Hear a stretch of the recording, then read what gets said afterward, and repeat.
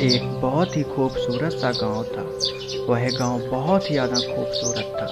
उसी गांव की एक टूटी हुई झोपड़ी में एक बूढ़ी अम्मा रहा करती थी। वह बूढ़ी अम्मा बहुत ही ज़्यादा ईमानदार थी। वह अपना काम हमेशा अपनी मेहनत के साथ किया करती थी। उनका एक बेटा भी था जिसका नाम रमेश था। तभी वह अपने बेटे रमेश को बुलाती हैं। अरे बेटा, कहाँ हो रमेश बेटा? मेरी बात सुनो आके। कुछ काम भी कर लो। वैसे भी खाने को भी अब कुछ भी नहीं बचा है। अपनी एक बार फसल ही देख आते। तभी वहाँ पर रमेश आता है। अरे माँ जी, आप ठीक कह रही हैं। मैं अभी फसल देखने ही जा रहा था, आपने टोक दिया। चलिए कोई बात नहीं, वैसे भी मैं फसल ही देखने जा रहा था। और अपनी फसल अब की बार काफ़ी बढ़िया भी हुई है। अगर अब की बार बारिश नहीं हुई तो फसल अपनी बहुत ही बढ़िया होगी और अपना पूरा कर्जा भी चुक जाएगा और खाने को अनाज भी हो जाएगा। अरे बेटा, ये बात तो बहुत बढ़िया है, पर भगवान न करे कहीं बारिश हो जाए। अगर कहीं बारिश हो गई तो हम लोग तो और भी ज़्यादा कर्जे में डूब जाएंगे। पर हम लोगों के पास तो फिर खाने को भी कुछ भी नहीं बचेगा। इसलिए तुम कुछ और भी काम ढूंढ लेना, जिससे कहीं अगर बारिश हो जाए तो घर का खर्चा चल जाएगा। अरे माँ जी, आप परेशान मत होइए। अब पानी नहीं बरसेगा अब की बार, हमको पता है। और वैसे भी अब की बार अपनी इतनी अच्छी फसल है कि कर्जे की जगह पे अपना पैसा बच भी जाएगा और खाने को अनाज भी हो जाएगा। तो ठीक है अम्मा जी, आप परेशान ना हो। मैं अभी खेत पर ही जा रहा हूँ। ठीक है, मैं जाता हूँ खेत पर। तभी ऐसा कहकर रमेश खेत की ओर निकल पड़ता है। दरअसल रमेश का खेत उसके घर से काफ़ी दूर था, जिस कारण रमेश आराम से धीरे धीरे अपने खेतों की ओर जाने लगता है।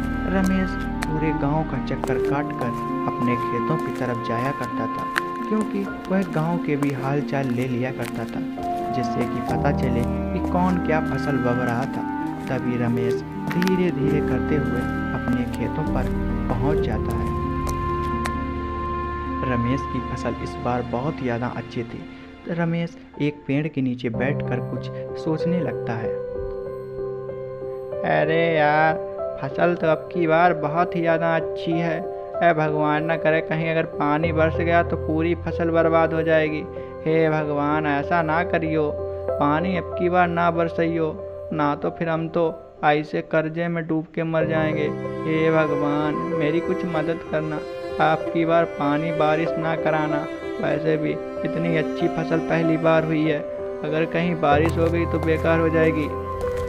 तभी वहाँ पर रमेश का दोस्त आता है। अरे भाई, कैसे कैसे बैठे हो रमेश भाई? अब वैसा अब की बार बारिश वारिश तो नहीं होगी और तुम्हारी फसल तो सबसे अच्छी है। अगर कहीं बारिश हो गई तो पूरी फसल बर्बाद हो जाएगी। ऐसे कुछ काम वाम करने जा रहे हो क्या? नहीं? अरे भाई, मेरी भी फसल थोड़ी बहुत अच्छी है, पर डर लग रहा है कहीं बारिश हो गई तो पूरा पूरा खेल चौपट हो जाएगा। अब ऐसे भी खाने को भी अनाज नहीं बचेगा। अरे भाई, तुम बात सही कह रहे हो। अब खाने को भी कुछ भी नहीं बचेगा। अब बारिश से तो हमको भी डर लग रहा है। यही अभी हम प्रार्थना कर रहे थे कि हे भगवान, बारिश ना करना, और नहीं तो हम लोग तो सारे लोग भूखे ही मर जाएंगे। पहली बार इतनी अच्छी अच्छी फसल हुई है हम लोगों की हैं। अब वैसे भी भैया, अगर बारिश हो गई तो बस ख़त्म है हम लोग। अरे अरे हाँ भाई, अब ऐसे भी अब हम लोग कर भी क्या सकते हैं? बस अब भगवान के भरोसे है। अब बरसेगा तो भगवान जाने, और ना बरसेगा तो भी भगवान जाने। अब ऐसे भी अब हम लोग करते क्या हैं? तभी ऐसा कहकर वहाँ से उसका दोस्त चला जाता है। रमेश कुछ देर ऐसे ही वहीं पर बैठकर सोचता रहता है। तभी वहीं पर वो आराम से लेट जाता है और एक बढ़िया सी नींद लेने लगता है। रमेश आराम से उसी जगह पर पेड़ के नीचे सो जाता है। तभी रात होती है। थोड़ी देर में ही काफ़ी तेज बारिश होने लगती है और काफ़ी जोर बिजली भी कड़कने लगती है। रात हो जाती है, फिर भी बारिश नहीं रुकती है। तभी प्रातः काल होता है। प्रातः काल बारिश रुकती है। तभी रमेश के खेतों में तो चारों तरफ पानी भर गया था। बेचारा रमेश तो अब बर्बाद हो चुका था। हे भगवान, ये क्या कर दिया? और जो सोच रहे थे वही तुमने कर दिया। अब मैंने कहा था पानी ना बरसाना, पर तुमने तो इतना पानी बरसा दिया कि पूरी फसल ही गायब हो गई। हे भगवान, अब हम क्या करेंगे? कैसे जिएंगे? हे भगवान। तभी रमेश उदास होकर अपने घर की ओर जाने लगता है। दरअसल रात को बारिश इतनी तेज होती है कि पूरे गांव लोगों की फसल सारी पानी में डूब जाती है। यहाँ तक रमेश की भी फसल नहीं बचती है और बेचारे रमेश की भी फसल पूरी बर्बाद हो जाती है। तभी रमेश अपने घर आता है। अरे माँ, ये क्या हो गया? इतनी तेज बारिश हुई कि अपनी तो पूरी फसल ही बर्बाद हो गई। अब हम लोग कर भी क्या सकते हैं? अब आप बताओ क्या करें? अब हम फसल पूरी बर्बाद हो गई है, ऊपर से कर्जा भी इतना ज़्यादा हो गया है कि कुछ समझ में ही नहीं आ रहा है। अब क्या करें? मन नहीं लगता है किसी कोई काम करने में। अब आप ही बताओ। अरे बेटा, अब मेरी बात मानो। तुम परेशान ना हो, भगवान कुछ ना कुछ कर देंगे।